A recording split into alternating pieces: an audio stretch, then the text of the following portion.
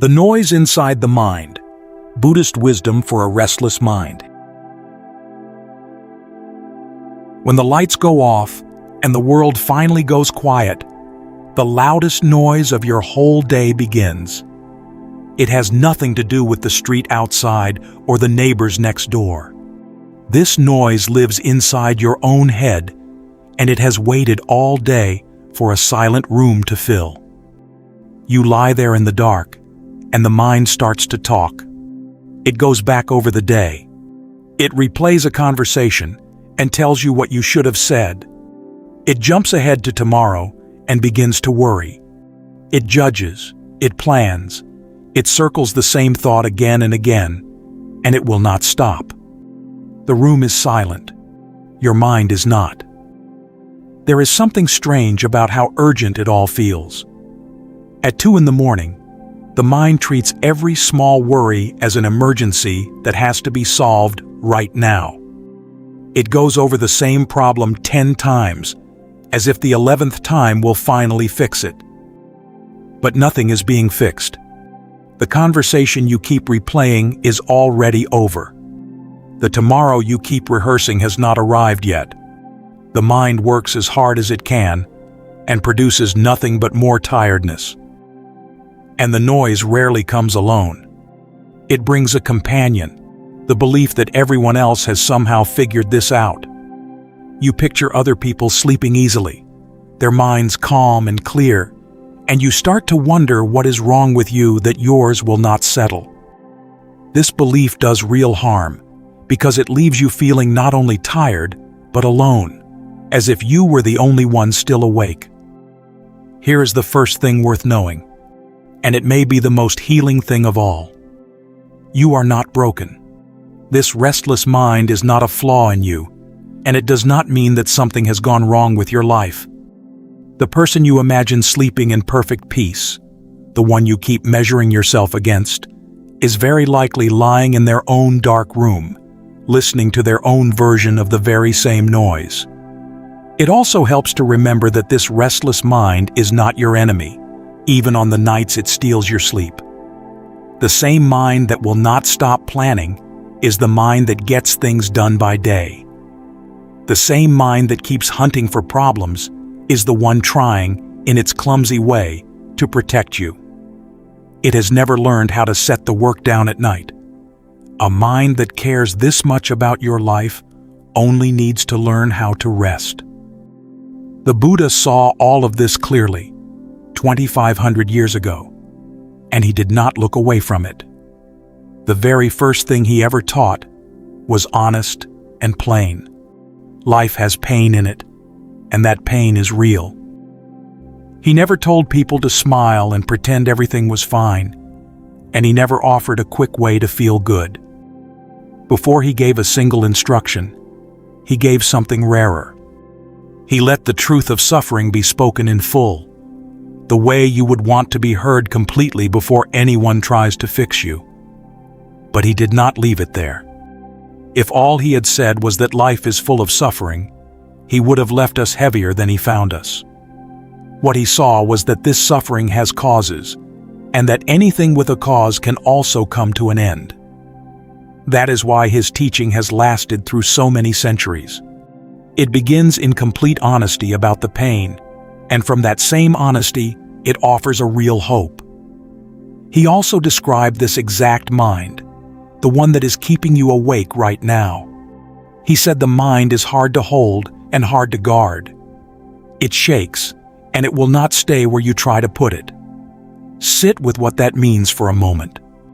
A man who had gone further into stillness than almost anyone who ever lived still called the ordinary human mind restless and hard to tame. He was not describing a damaged mind or a failing one. He was describing the normal one. He was describing yours and mine, and everyone who has ever lain down to sleep and found their thoughts waiting. So stay with this. If your mind is loud tonight, you are not failing at being calm. You are meeting the same mind that every honest person who ever lived has met.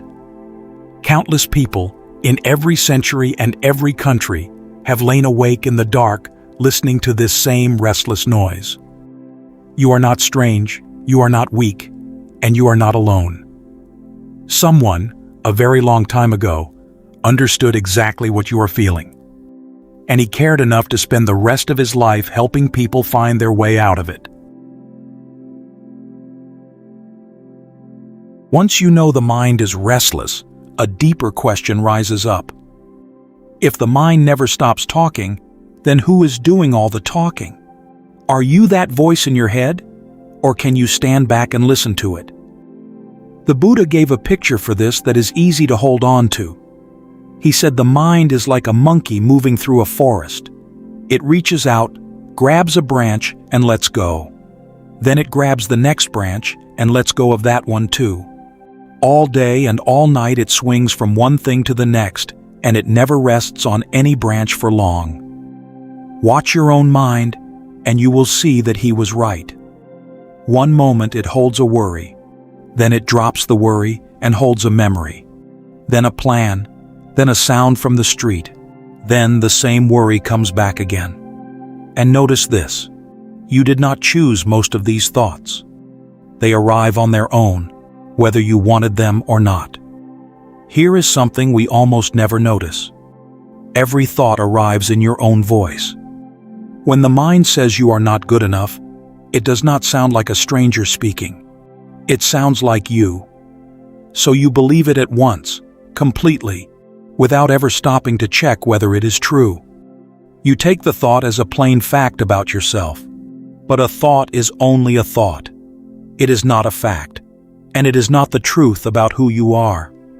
The mind makes thousands of them every day, and many of them argue with each other. They cannot all be true. Most are simply noise the mind happens to be making. Now look at the loud thought in your head right now, whatever it is. It is one branch the monkey grabbed. It arrived a moment ago, and in a little while, it will be gone, replaced by another one. Even the heaviest thoughts work this way. The sharpest anger, the darkest fear, the cruelest judgment you pass on yourself, none of them can hold their grip forever. When you stop feeding them, they lose their strength and fade on their own, the way every state of mind eventually fades. This is where something begins to change. When you stop being lost inside the thought and start to watch it instead, a small distance opens up. You are here, watching. The thought is there, being watched. You do not need to work out exactly who is doing the watching, and you do not need to give it a name. It is enough to notice that watching is possible, and that while you watch a thought, it is no longer carrying you away. In that small distance, you are already free. You do not have to believe it, and you do not have to obey it. You only have to see it for what it is, one more branch, and let the monkey move on. There is a simple thing you can do to find that distance. As a thought passes, you can name it to yourself. When worry comes, you can say, "This is worrying." When the mind starts planning, you can say, "This is planning." It sounds almost too small to matter, but the moment you put a name on a thought, you are no longer standing inside it. You have stepped back just far enough to see it clearly, and that one step, taken again whenever you remember to, is what sets you free in that moment. Maybe part of you is protesting right now. Some of these thoughts are not just noise, you might be saying. Some of them are about real problems in my real life, and that is true. Seeing a thought as a passing event does not mean pretending your problems do not exist. It means you no longer have to be dragged behind every worried thought in the middle of the night when you can do nothing about it anyway. The problem can be completely real, and the nighttime storm of thinking about it can still be set down until morning when you are finally able to act. There is a real relief hidden in all of this, if you let yourself feel it. You have spent your life carrying every thought as if it belonged to you, as if you were responsible for holding on to each one and answering for it. The Buddha is setting that weight down for you. You were never meant to carry all of it. A thought arrives, stays for a moment, and leaves. You remain. You were here before it came, and you are still here after it goes. So the noise is here, and you have begun to see it as something separate from you. The natural next step, the one almost everyone takes, is to try to make it stop. And this is exactly where we get caught. We believe that peace means silence, and that to find peace, we have to force the noise to end. So we fight it. We lie there and order the mind to be quiet, to give us some rest. There is no shame at all in this. We fight the noise because it hurts, and we want the hurting to end. Anyone would want that. But watch what happens when you try. The harder you push the thoughts away, the louder they come back. The more you order yourself to sleep, the more awake you feel. Even the thought "stop thinking" is itself one more thought. You cannot end the noise by adding more noise to it. You cannot force your way into stillness. Part of why this is so hard to accept is the way most of us have learned to live. We are taught from the very beginning that every problem gives way to enough effort. Work harder, push more, refuse to give up, and the obstacle will move. For most things in life, this is good advice. But the mind does not answer to force. With the mind, the pushing is the problem. The very effort you use to control it is the thing that keeps it stirred up.